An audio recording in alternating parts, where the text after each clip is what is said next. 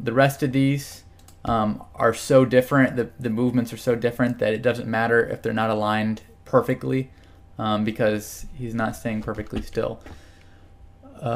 Except for these first three, I know you'll see these in a lot of sprite sheets. They look the same. These three sprites look exactly the same, but they're not. That is his idle stance where he's just barely moving. So those three are also going to need to be taken.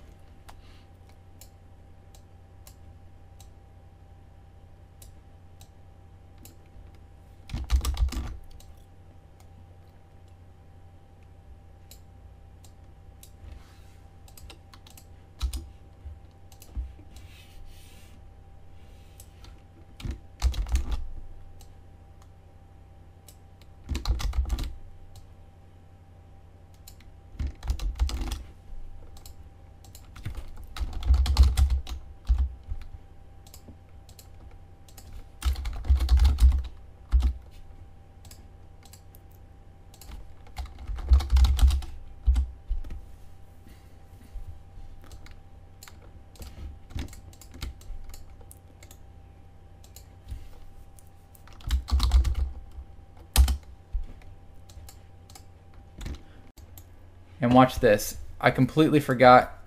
I'm going to have to cut out the heads because of this. And this is why it's really important. I told you earlier, I talked earlier about how to cut it out with GIMP before you use Alfred's Sprite Sheet Unpacker. The head is something that's really important to do that with. Because as you can see, when he moves from where his jaw is shut to where his jaw opens, his whole head moves up. What I'm wanting is just his jaw to drop down, but instead his whole head moves up and down. So what I'm going to do is I'm going to delete all of these. Then I'm going to go to this folder. I'm just going to delete everything because none of that's good anymore. And I'm going to have to open up Captain America in GIMP again.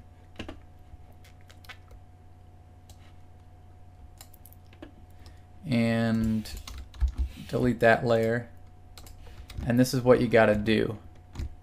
You're going to have to do the same thing I talked about earlier, except bring the jaw down one. Do you see how there's a spot open left? Because that's like when his jaw does open, it's the perfect fit.